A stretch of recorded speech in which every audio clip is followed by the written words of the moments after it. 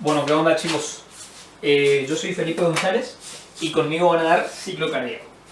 Bien, primero vamos a hablar de qué es el ciclo cardíaco. El ciclo cardíaco va a ser el conjunto de procesos fisiológicos que se van a dar entre una sístole y otra sístole. O también se puede llamar conjunto de procesos fisiológicos que se va a dar entre un latido cardíaco y otro latido cardíaco. Como ustedes saben, les voy a explicar primero qué serían los procesos fisiológicos esos, digamos. Como ustedes saben, el corazón consta de 4 partes, digamos, 4 cavidades, ¿cierto? Tiene 2 aurículas, aurícula derecha, aurícula izquierda, ventrículo derecho, perdón, y ventrículo izquierdo. Bien, entonces, ¿qué pasa? Ustedes saben que un ciclo cardíaco va a entrar la sangre, o sea, en la aurícula derecha, producto de las venas cava inferior y superior, llega la sangre a la aurícula derecha. Bien, una vez que llegó ahí, va a pasar de la aurícula derecha al ventrículo derecho. Del ventrículo derecho va a pasar a los pulmones, ¿no es cierto? Va a pasar a los pulmones, más o menos unos pulmones dibujaditos. Y de los pulmones va a pasar por las venas pulmonares a la aurícula izquierda. De la aurícula izquierda se va a llenar y una vez que se llena pasa al ventrículo izquierdo y del ventrículo izquierdo se expulsa hacia la aorta. Bien, todo eso pasa en un ciclo cardíaco. ¿Está? Pero para graficarlo, lo que se hace generalmente es graficar solamente el ventrículo izquierdo, que es lo que yo les voy a graficar ahora y lo que vamos a ver. Fíjense, tenemos todos los gráficos de donde se grafican el ciclo cardíaco, siempre vamos a tener dos ejes así, donde en este eje, Y sería en este eje, vamos a tener lo que es presión, y en este eje vamos a tener volumen. ¿Está? Bueno, acá vamos a tener parámetros importantes, sería acá 50 mililitros de volumen y acá 120 mililitros de volumen. Bien, y de este lado vamos a tener 120 acá, medio lo máximo, y por acá más o menos 80. Esto es en milímetros de mercurio, de presión. Bien, entonces, ¿cómo va a ser el ciclo cardíaco? El ciclo cardíaco ustedes van a ver que se dibuja así, después viene hasta acá, así, y después baja. Está más o menos así. ¿Qué va a pasar? Vamos a ponerle acá letritas y vamos a ir hablando de cada parte de este ciclo. Primero vamos a tener una parte que es el llenado ventricular. Entre A y B tenemos el llenado ventricular. Después tenemos entre B y C lo que va a ser la contracción isovolumétrica. Después tenemos entre C y D lo que va a ser la eyección por parte del ventrículo. Y entre D y A lo que va a ser la relajación. Otra vez isovolumétrica. Bien. Ahora, lo que ustedes tienen que hacer en este momento es imaginarse un ventrículo. ¿Está? Un ventrículo del corazón. Entonces, ¿qué va a pasar? En un primer momento vamos a empezar a hablar desde A, digamos. Que sería, en A, ¿qué va a pasar? Se va a abrir la válvula mitral. Del ventrículo izquierdo siempre estamos hablando. Entonces se abre la válvula mitral, que es la válvula que está entre la aurícula y el ventrículo. Al abrirse, empieza a entrar sangre, ¿no es cierto?, de la aurícula al ventrículo. Y se produce lo que se llama el llenado ventricular. ¿Está? La parte del llenado. Entonces, fíjense que acá pasa de tener 50 mililitros el ventrículo a tener 120 mililitros. Es decir, que entró aproximadamente 70 mililitros. De acá hasta acá, digamos, hay 70 mililitros. Perfecto. Entonces, una vez que se llegó a ese llenado, lo que se va a pasar es, se cierra la válvula mitral. Y una vez que se cierra la válvula mitral, se empieza a contraer el ventrículo. ¿Está? Se empieza a contraer, pero no libera, no eyecta todavía, ni le sigue entrando sangre. Entonces, por eso, acá vamos a entrar al periodo que se llama contracción isovolumétrica. ¿Está? Porque es con el mismo volumen, pero vamos a variar la presión.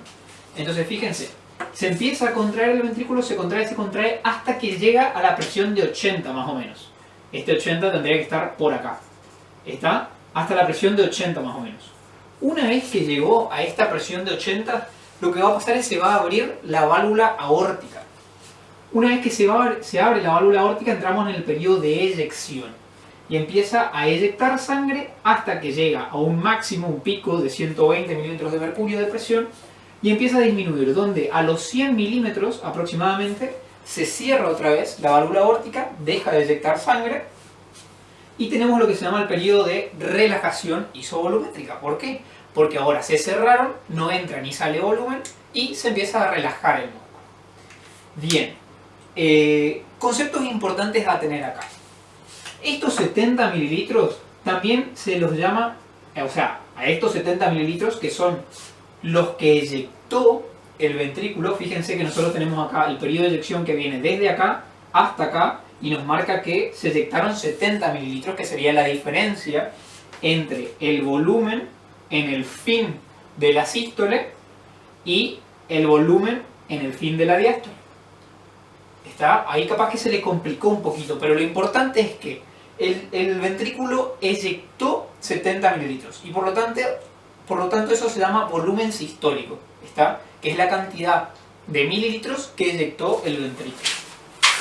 Bueno, otros conceptos que me parece importante a tener en cuenta y a recalcar es el concepto de sístole y diástole, que me olvidé de explicarles más al principio, pero no importa. Lo que tienen que saber de estos conceptos, ¿qué es? Que la sístole va a ser toda la contracción, todo lo que involucre contracción del músculo cardíaco es sístole. Y todo lo que involucra relajación es diástole. ¿Está? Entonces, fíjense, sístole va a incluir lo que es el periodo de contracción isovolumétrica, sería esto que está acá, y también va a incluir, esto sería lo que está acá, y también va a incluir el periodo de eyección, que es eso que está acá. ¿Está? En cambio, la diástole va a incluir todo lo que involucre la relajación, es decir, la relajación isovolumétrica y el llenado ventricular. ¿Por qué? Porque ahí no se está contrayendo el músculo. ¿No es cierto? Bien, ahora, otros dos conceptos muy importantes. El concepto de precarga y de poscarga. Miren, esto presten mucha atención porque a Pizarno le encanta. Entonces, el concepto de precarga. La precarga, a ver, hablando en difícil, digamos, va a ser la tensión que va a tener el músculo cardíaco justo antes de la contracción. Está la tensión pasiva que va a tener este músculo. ¿Esto qué quiere decir? Que cuanto más estirada esté la fibra muscular del ventrículo, va a tener mayor precarga. ¿No es cierto? Y como ustedes se darán cuenta si piensan, es que a mayor volumen de líquido que haya dentro de la cavidad ventricular, se va a distender más la cavidad porque entra más líquido, y al distenderse más tiene mayor precarga. ¿Y esto qué va a provocar una mayor precarga? Una mejor contracción muscular. ¿Y por qué? ¿Qué tiene que ver esto? Fíjense, ustedes la estudiaron ya, actina y miosina. ¿Se acuerdan más o menos eso? Que nosotros teníamos las fibras de actina y las fibras de miosina que estaban en el medio, ¿no es cierto? Bien, ¿se acuerdan que se unían la miosina con la actina, con las cadenas de actinas? Y esa unión y tracción por parte de la miosina hacía que se contraiga el músculo, ¿no es cierto? Bien, ahora piénsenlo así.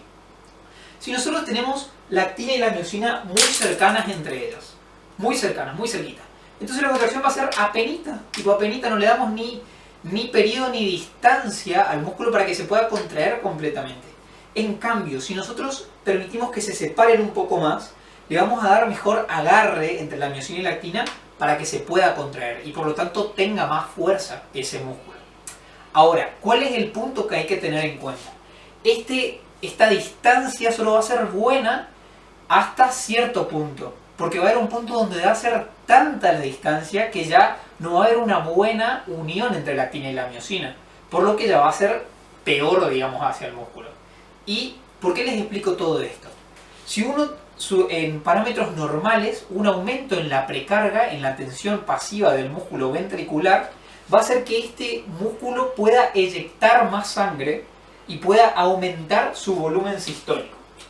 Que el volumen sistólico, como ya les dije, es el rango que va a eyectar el ventrículo en cada contracción, en cada eyección, que lo normal es 70 mililitros.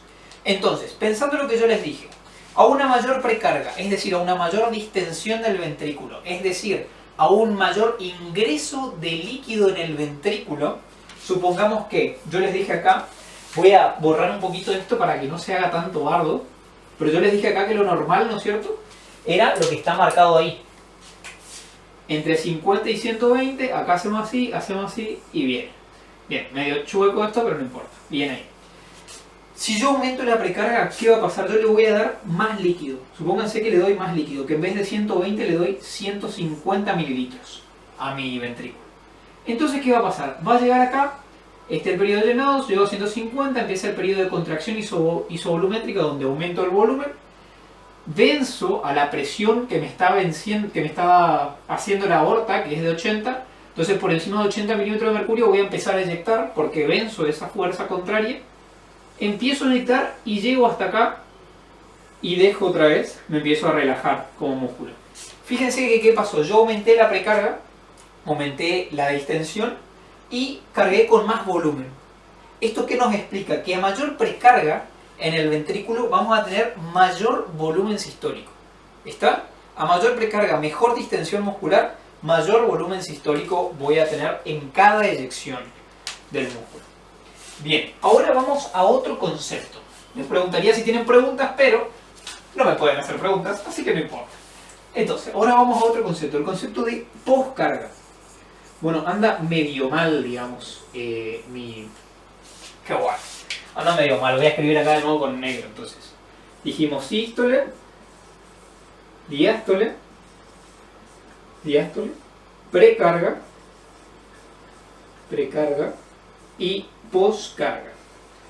Bien, la poscarga, chicos, va a ser totalmente lo contrario a la precarga. Si yo les dije que la precarga es algo que facilitaba la eyección de sangre en el ventrículo, ¿no es cierto? La poscarga van a ser todas aquellas fuerzas que justamente ejercen como una carga sobre el ventrículo para que éste no eyecte tanto volumen sistólico. ¿Está? Para que éste no eyecte tanto. Entonces, fíjense que si yo les digo todas las fuerzas, la principal fuerza que se les tiene que venir a la mente ya así como de una pensando, sin que les diga nada, es esto que ya les dije medio sin querer cuando les estaba aplicando precarga. La presión arterial. ¿Por qué? La presión arterial es una fuerza que se mide, ¿no es cierto? Nosotros la medimos.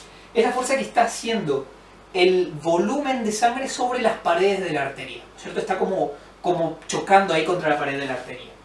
Cuanto mayor fuerza, mayor presión. ¿Está? Entonces, fíjense que lo normal es que tengamos una presión de 80-120. 80 en diástole, 120 en sístole. ¿Esto qué quiere decir? Que una presión pasiva de 80 en la arteria aórtica va a ser la normal.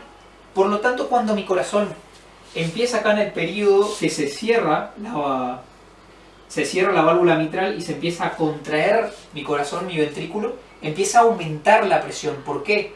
Porque va a achicar mi ventrículo, en la contracción achica, digamos, el espacio que hay entre el líquido que está dentro y las paredes. Y al achicar el ventrículo, al achicar ese espacio, aumenta mi presión. ¿Está? Aumenta mi presión y aumenta hasta que llega a 80. Cuando llegó a 80, ¿qué pasó? Se equiparó con la presión que había en la aorta en ese momento.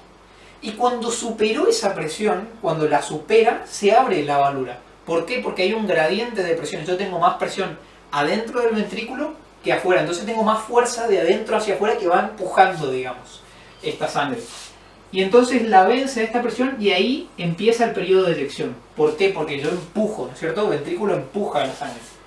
Empieza mi periodo de eyección, llega hasta un máximo de 120 de presión, que es la presión sistólica. Y después, ¿qué va a pasar? En 100 milímetros de mercurio más o menos se cierra la válvula aórtica. ¿Y por qué va a ser este cierre? Porque otra vez la presión de la aorta me empieza a empujar para adentro, digamos, hacia el ventrículo. Me está ganando la aorta de nuevo, la presión que hay. Entonces, ¿qué hace? Se cierran las válvulas aórticas para que no me entre sangre al ventrículo. Y ahí termina esta parte. Bueno, volviendo a lo de precarga, va a ser las fuerzas que se oponen a mi eyección ventricular. Si yo aumento la poscarga, voy a tener que hacer más fuerza para eyectar. Por ejemplo, lo graficamos acá, fíjense. Tengo la precarga, que sería la tensión que ya dijimos. Acá la poscarga, en vez de ser a 80 milímetros de mercurio, supongamos que yo tengo una presión de 100 milímetros de mercurio en diástole. Entonces, ¿qué va a pasar? Yo tengo una presión de 100 en la aorta, voy a eyectar sangre hasta 120, pongo un poquito más, supónganse que se esfuerza el corazón, lleva un poquito más, y acá nomás ya se cierra. ¿Y por qué se va a cerrar antes esta válvula aórtica? Justamente se va a cerrar antes porque tengo una mayor poscarga, una mayor presión en la aorta, digamos, que me está haciendo entrar, queriendo vencer, digamos, antes a mi fuerza del corazón. ¿Está? Entonces fíjense qué pasó con mi volumen sistólico, que está acá. Mi volumen sistólico se achicó. En vez de ser de 50 a 120, supónganse que acá está, no sé, 70, supónganse. Entonces, tengo 40, mi volumen sistólico va a ser 40, no, va a ser 50, perdón, las matemáticas no son eso. Va a ser 50 mililitros, ¿está? En vez de ser 70, se vuelve 50, que sería más pequeño. Entonces, en conclusión, a mayor precarga, esta precarga va a facilitar mi eyección, haciendo que yo pueda eyectar más volumen sistólico. A mayor poscarga, va a contrarrestar mi eyección, y esto ¿qué va a hacer? Va a hacer que yo eyecte menos. Ahora ya que hablamos bastante de todo, digamos, vamos a hablar de otras cosas que son medio, como que se va haciendo cada vez más complejo, digamos. Ahora vamos a hablar de volumen minuto, frecuencia cardíaca y determinantes y eso. Entonces, escuchen, cuestión. Volumen minuto. ¿Qué es el volumen minuto? Volumen minuto va a ser la cantidad de litros de sangre expulsada por nuestro corazón en un minuto. ¿Cómo se calcula eso? Se va a calcular frecuencia cardíaca por volumen sistólico. Entonces, si nosotros sabemos que la frecuencia cardíaca es más o menos de 70 latidos por minuto y el volumen sistólico, como dijimos hoy, es de 70 mililitros, ¿qué va a pasar? 70 por 70 es 4900. Claramente yo había calculado esto, 4900 mililitros. ¿Eso qué quiere decir? Que un corazón que expulsa 70 mililitros por latido y late 70 veces en un minuto va a expulsar un total de 4900 mililitros o, redondeando, 5 litros en un minuto. Y el volumen minuto normal va de 5 a 6 litros aproximadamente. Bien, ahora, ¿qué pasa? Se va a ir complicando. El volumen sistólico va a tener determinantes a su vez, ¿no es cierto? Los determinantes vendrían a ser cosas que van a modificar nuestro volumen sistólico. Bueno, entre ellas vamos a tener la precarga,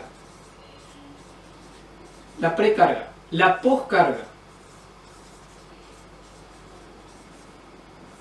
la frecuencia cardíaca y, por último, la contractilidad. Entonces, vamos a hablar primero de los dos más fáciles, que serían la contractilidad y la frecuencia cardíaca. Entonces, primero hablamos de contractilidad. ¿Por qué la contractilidad va a aumentar el volumen sistólico? Simple y sencillo. Contractilidad quiere decir contracción del músculo. A mayor fuerza de contracción del músculo, va a expulsar más volumen, claramente. Entonces, ¿se acuerdan de hoy la curvita esta que habíamos hecho así? Si esto es así, nosotros habíamos dicho que esto es volumen y esto es presión, ¿no es cierto? Si mi músculo tiene más fuerza, ¿qué va a pasar? Va a eyectar desde acá y en vez de terminar acá va a eyectar más porque tiene más fuerza y va a llegar hasta acá y se va a vaciar más mi ventrículo, digamos. ¿Está? Se va a vaciar más y va a eyectar más. Y después se carga de nuevo y eyecta porque tiene más contractilidad. Bien, listo. Primer determinante del volumen sistólico. Acuérdense que el volumen sistólico era 70 mililitros, que era lo normal. Entonces, si se aumenta este gráfico, aumentó el volumen, ¿cierto? Por la contractilidad. Perfecto. Ahora, vamos a frecuencia cardíaca.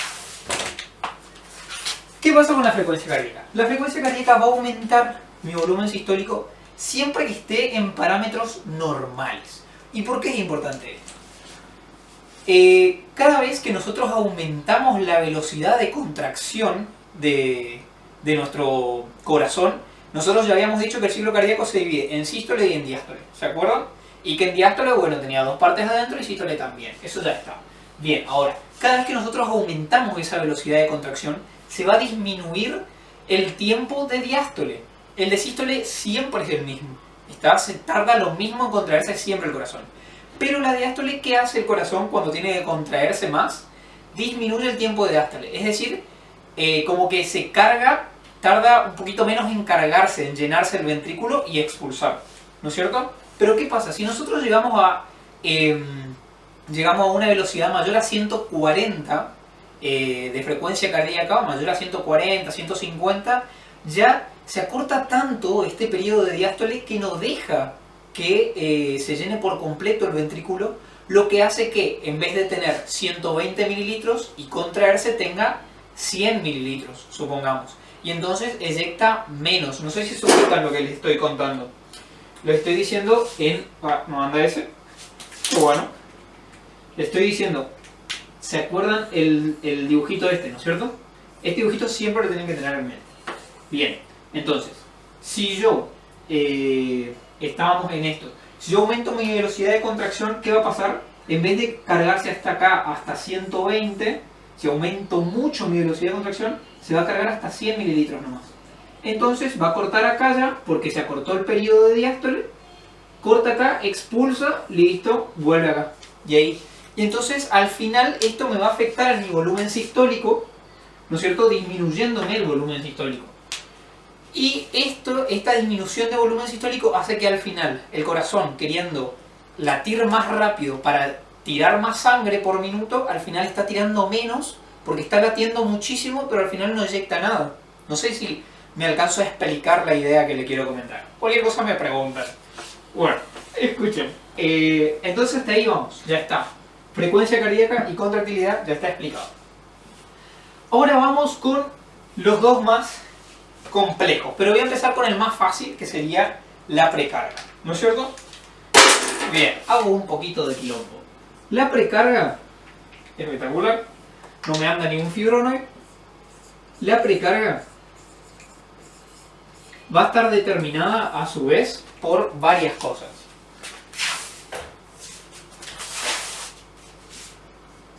Bien, este anda mejor. Precarga va a estar determinada por varias cosas. Piensen, nosotros dijimos que la precarga iba a ser el grado de distensión del músculo para que se contraiga. Entonces, básicamente, cuando entra más volumen al ventrículo, hay más precarga. ¿Está? Entonces, piensen, cosas que van a determinar que entre más volumen. Primero, cantidad de sangre. Entonces, volumen sanguíneo total que yo tenga en el cuerpo. ¿Está? Lo normal es 5 litros aproximadamente, depende de la persona. Ustedes ya saben calcular eso. Pero lo normal es 5 litros aproximadamente. Si yo tengo más o tengo menos, ¿qué va a hacer? Va a hacer que llegue capaz un poco más o un poco menos de volumen a mi ventrículo. Entonces, un determinante de precarga, volumen sanguíneo. Otro determinante, la distribución del volumen sanguíneo. ¿Por qué? Porque no es lo mismo tener el volumen sanguíneo bien distribuido que tenerlo en un lugar del cuerpo donde no está llegando al corazón. Por ejemplo, fíjense, yo ahora estoy parado, ¿no es cierto? Entonces, por fuerza de la gravedad, ¿qué pasa? Mi volumen sanguíneo está depositándose bastante en mis piernas, ¿no es cierto? ¿Qué pasa? Cuando yo empiezo a caminar, contraigo mis músculos de las piernas y eso hace que lleve para arriba, para el corazón, por la vena cava, qué sé yo, llega a la aurícula derecha. Y así va llegando y va distribuyendo bien. Pero si yo me quedo parado, que es lo que le pasa a mucha gente cuando se queda parada así, quieta por mucho tiempo, se desmayan. ¿Por qué? Justamente porque no está llegando el volumen sanguíneo, no se está distribuyendo bien esa sangre en su cuerpo. Entonces, un determinante, cantidad de sangre. Otro, que esté bien distribuida esa sangre, ¿no es cierto? Después tenemos otro determinante, el retorno venoso. Justamente esto, de que vuelva la sangre. O sea, a mayor retorno venoso, mayor precarga va a tener, porque vuelve más, entonces entra más al ventrículo y así. Y por otro lado, el último determinante de la precarga va a ser la patada auricular o la contractilidad auricular, que es básicamente que se contraiga la aurícula y lleve la sangre al ventrículo. Pero hay que tener en cuenta que la patada auricular es casi el menos importante, porque ahora después les voy a mostrar con un gráfico, pero solamente el 25% de la sangre que ingresa al ventrículo es proporcionado por esa patada auricular. Todo lo otro entra por una diferencia de gradiente nomás. Entonces, principales determinantes de precarga, o no principales, los determinantes son volumen sanguíneo total, distribución del volumen sanguíneo total, retorno venoso y patada auricular. Bien, entonces ya hablamos de 3 determinantes del volumen sistólico y llegamos a el más complejo de todos. Ya hablamos entonces de contractilidad, de precarga, ya está, y ya está también frecuencia cardíaca. Llegamos a postcarga, que sería el más difícil. Pero no es tanto, no es tanto. Bueno, piensen. Poscarga, nosotros ya dijimos que son las fuerzas que se oponen, qué sé yo. Bien. Los determinantes de la poscarga van a ser, yo ya les dije uno de los determinantes. Un determinante, oh mira, se prendió la luz. Un determinante va a ser la presión arterial. La presión arterial va a ser un determinante y uno de los principales determinantes.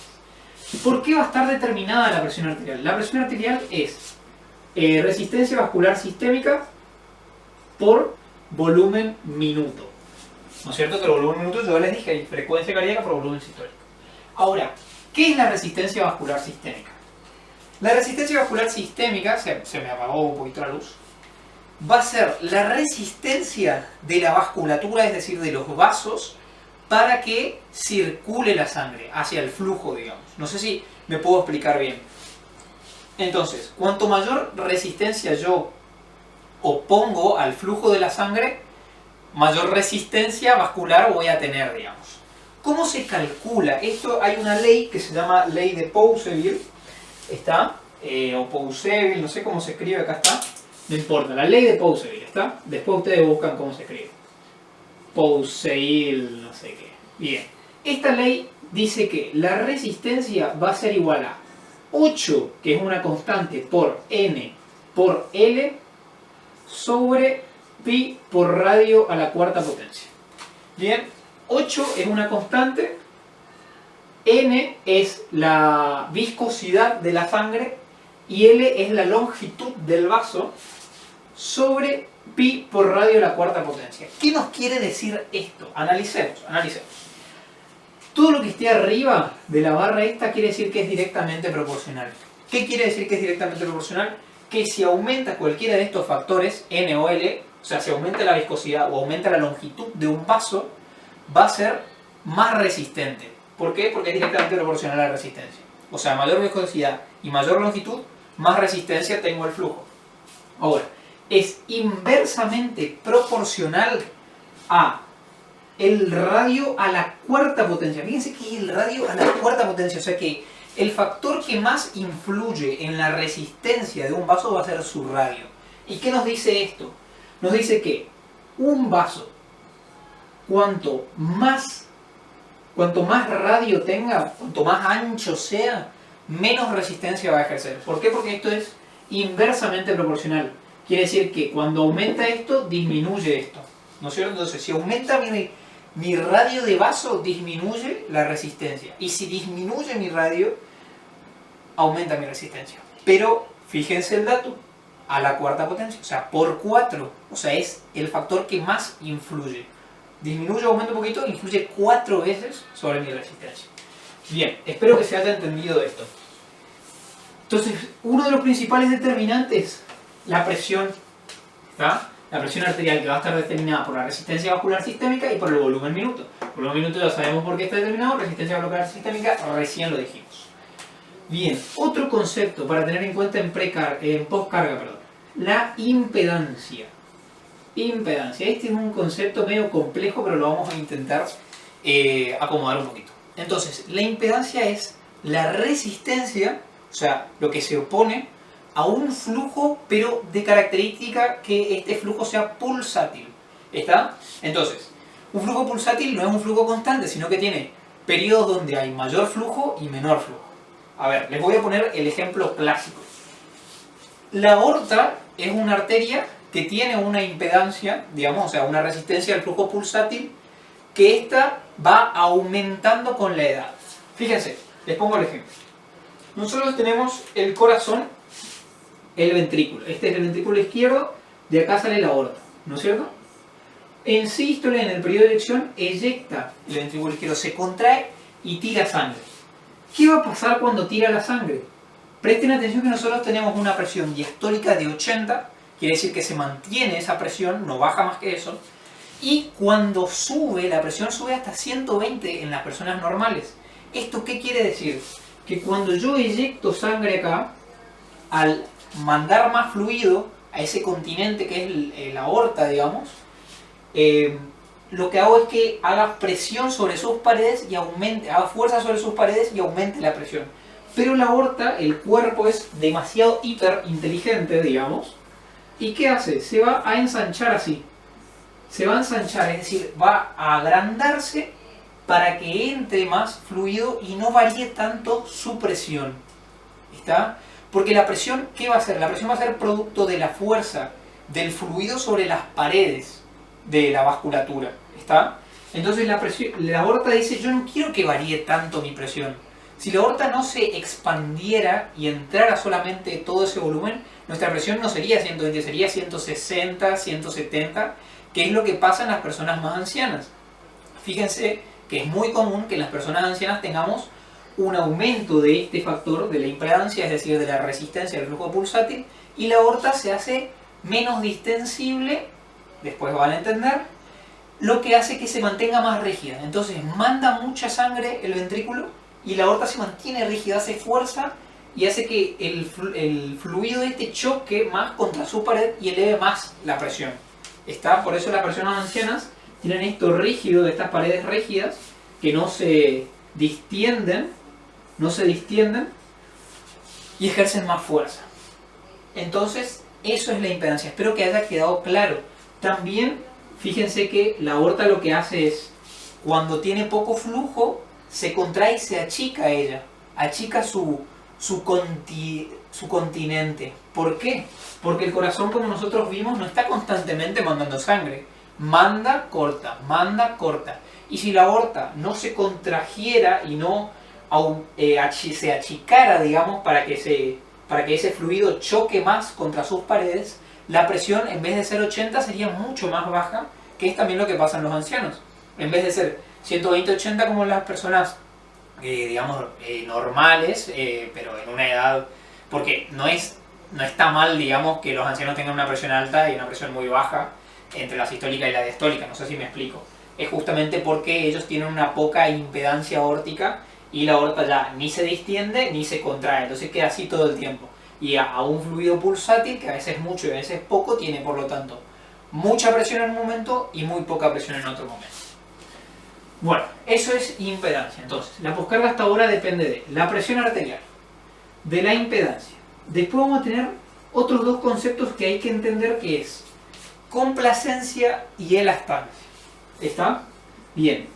Elastancia, contrariamente a todo lo que uno pensara antes de escuchar esta palabra ahora en fisiología, es mayor resistencia al flujo. ¿Está? O sea, cuando uno agarra un elástico, una gomita elástica y la estira, y después esta goma se achica, uno dice, no, bueno, pero si uno es más elástico, parece como que es más flexible, como que está más bueno. No, en realidad, cuando uno es más elástico quiere decir que opone una resistencia a la deformación. ¿Está? Cuanto más elastancia tiene algo, más resistente a la deformación es. Entonces, fíjense, elastancia va a ser cambios de presión sobre cambios de volumen. Esa es la fórmula de la elastancia. ¿Qué quiere decir esto? Que yo voy a tener cambios de presión muy grandes, porque es directamente proporcional, ante pequeños cambios de volumen. No sé si pueden dimensionar eso. Yo agrego un poquitito de volumen en un lugar y cambia muchísimo la presión, porque es re poco distensible, re poco distensible, no se acomoda al volumen, digamos, se mantiene así rígido todo el tiempo. Entonces eso es elastancia. Y distensibilidad es lo contrario. Esta distensibilidad va a ser justamente la capacidad de acomodarse a grandes volúmenes. Entonces va a ser la inversa de esto. En vez de ser presión sobre volumen, va a ser volumen sobre presión, porque van a ser grandes cambios de volumen y pequeños cambios de presión. ¿Está? Entonces, fíjense, la poscarga hasta ahora ¿de qué depende? Depende de la presión arterial, determinada por esto, de la impedancia, de la elastancia. A mayor elastancia también va a aumentar, pero fíjense que si tenemos algo que es muy distensible, va a disminuir la poscarga. ¿Por qué? Porque disminuye la presión arterial cuando algo es muy distensible, como las venas, son los vasos que tienen más distensibilidad en nuestro cuerpo. Tienen unas presiones muy bajas, porque manejan mucho volumen y poca presión. Bien, Y el otro determinante de la presión de la poscarga va a ser la viscosidad. Viscosidad. Y ahí terminamos. ¿Y por qué la viscosidad? Simplemente piensen un poquito, tampoco le va a estar explicando todo el fail. La viscosidad porque cuanto más viscoso es un líquido, más difícil es moverlo. Piensen en una sopa bien espesa que ustedes soplan así y no se mueve tanto el líquido. Y piensen en un vaso de agua y se tiran todo el agua en el ojo porque es re fácil moverlo con poca fuerza. No sé si me alcanzo a explicar. Entonces, en síntesis, a ver, vamos a hacer una síntesis de todo este valor. Tenemos determinantes del volumen minuto. Ay, no me anda ningún coso. Determinantes del volumen minuto. Vamos a tener frecuencia cardíaca por volumen sistólico. Determinantes del volumen sistólico. Vamos a tener frecuencia cardíaca, precarga, poscarga y contractilidad auricular. Determinantes de la precarga. Pensando, a ver, tenemos retorno venoso, volumen sanguíneo total, distribución del volumen sanguíneo y patada auricular. Determinantes de la poscarga. Vamos a tener presión arterial, después vamos a tener impedancia, después vamos a tener elastancia y viscosidad. La distensibilidad, que es el concepto de que ya les expliqué, les voy a explicar todo de nuevo, es inversamente a la poscarga, o sea, influye inversamente, no se lo considera un determinante, pero si les dicen cómo influye la distensibilidad de un vaso en la poscarga, y no, la disminuye, o sea, a mayor distensibilidad, menor poscarga yo tengo, ¿está? Y otra cosa que por ahí les puede quedar un poco, les quiero aclarar. La impedancia, la diferencia, digamos, de la impedancia y la elastancia es que la impedancia es un flujo pulsátil, ¿está? Eso es el datazo de color, digamos. Impedancia, la resistencia al flujo pulsátil. Elastancia, la resistencia a volúmenes de líquido, ¿está? Entonces, a pequeños cambios de volumen aumenta mucho la presión si algo tiene mucha elastancia. Perfecto. Ahora les voy a mostrar un gráfico y con esto cerramos todo ciclo cardíaco. Miren, este gráfico es súper importante. Si ustedes entienden este gráfico, chau, digamos. Ya entendieron todo. Apaguen la luz y se van a dormir, digamos. Escuchen. Cuestión. Acá, fíjense que nos divide el ciclo cardíaco en todas las fases que nosotros vimos. Pero vamos a tener esta línea roja que va a ser la presión ventricular. ¿Ven? La presión del ventrículo izquierdo, siempre hablamos, no se olviden.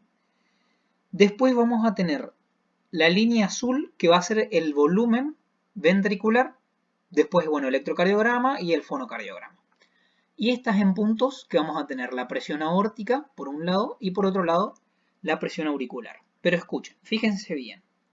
Nos va a dividir en las 4 partes del ciclo.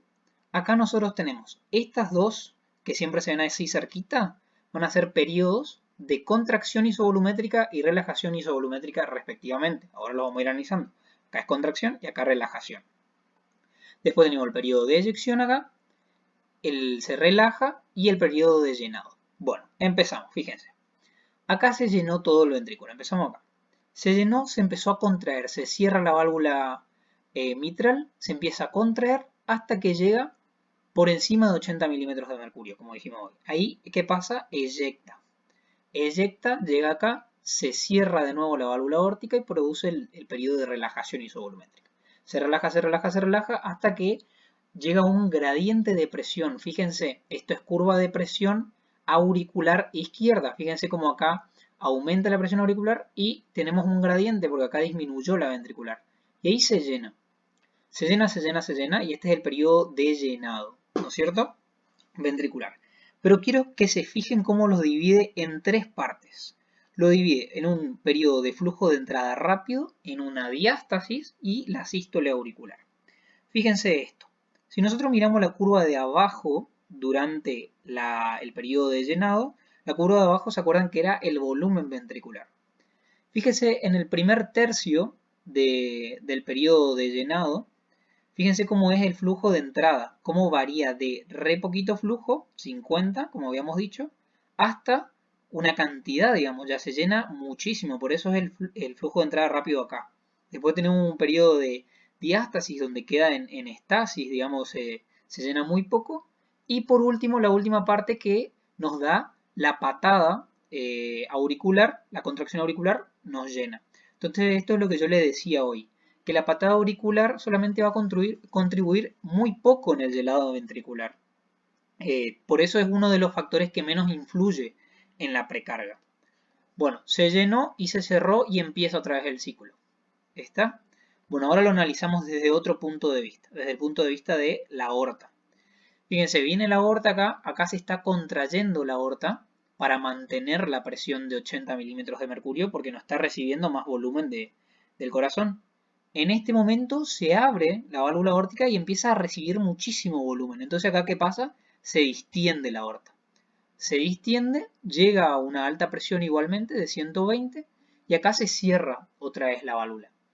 Este piquito acá que se forma, es como un reflujo, como que ustedes están llenando así algo y de repente cortan y es como que el agua va y vuelve, digamos, como que rebota un poquitito y por eso aumenta acá la presión. Y después empieza a bajar la presión, fíjense, de la aorta. Pero esta bajada de presión no es brutal, digamos, no es brusca, es paulatina. ¿Por qué? Porque la aorta es una arteria que tiene una buena distensibilidad y que tiene una impedancia determinada, ¿no es cierto? Entonces se contrae y mantiene el volumen, mantiene, perdón, la presión, no varía mucho la presión.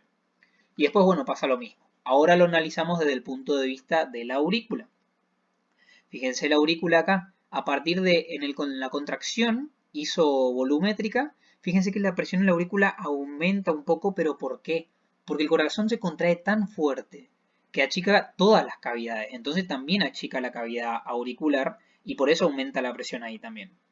Después que termina el periodo de contracción isovolumétrica y eyecta, fíjense cómo baja muchísimo la, la presión en la aurícula y acá se está llenando la aurícula. Acá se empieza a llenar la aurícula de sangre que va a venir de las venas pulmonares.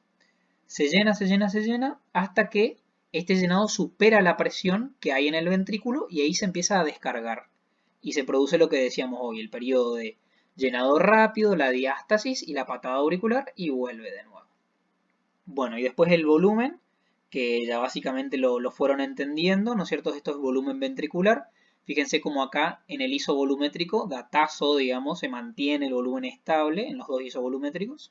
En la eyección disminuye muchísimo el volumen porque se eyecta claramente en el ventrículo y después aumenta bruscamente al principio, después se queda y después aumenta un poquito más en lo que es el periodo de llenado. Bien, después de esto le va a explicar Juan seguramente, pero se los digo súper rápido. El complejo QRS, ¿no es cierto? QRS, la P y la onda P y la onda T. Fíjense que esto es del abecedario, no sean pendejos, PQRST, digamos, perfecto. La onda P lo que va a hacer es la despolarización auricular. Fíjense que cuando se despolariza la aurícula se contrae y produce la patada auricular. El complejo QRS es despolarización del ventrículo, por eso cuando se contrae se empieza a producir la sístole, ¿no es cierto? El periodo isovolumétrico, después la eyección. Y la onda T básicamente es la onda de relajación ventricular. ¿Por qué no se ve la relajación auricular? O sea, ustedes por ahí se pueden preguntar, escúchame, Philip J. Fry, pero ¿por qué se ve la relajación ventricular y no la relajación auricular? Y bueno, porque la relajación auricular justo se da cuando se contrae el ventrículo y la contracción del ventrículo es como una actividad eléctrica mucho más potente, lo que oculta a la relajación, digamos, auricular. Por eso no la vemos en el electrocardiograma. Y bueno, y después tenemos el fonocardiograma, que de paso ya se los cuento también. Fíjense, el primer ruido cardíaco se va a producir cuando se abre en la apertura de la válvula aórtica. El segundo ruido en el cierre de la válvula aórtica. Y el tercer ruido se va a producir acá. Es como un ruido del llenado rápido, o sea, como cambió mucho el volumen, se produce por eso el tercer ruido cardíaco. ¿Está? El primer ruido cardíaco, escuchen, flashé cualquiera, o sea, es también la apertura de la válvula aórtica, pero comienza en realidad con el cierre de la válvula mitral. Así que bueno, eso. Un abrazo. Que pasen bien esta cuarentena. Cualquier cosa estamos hablando.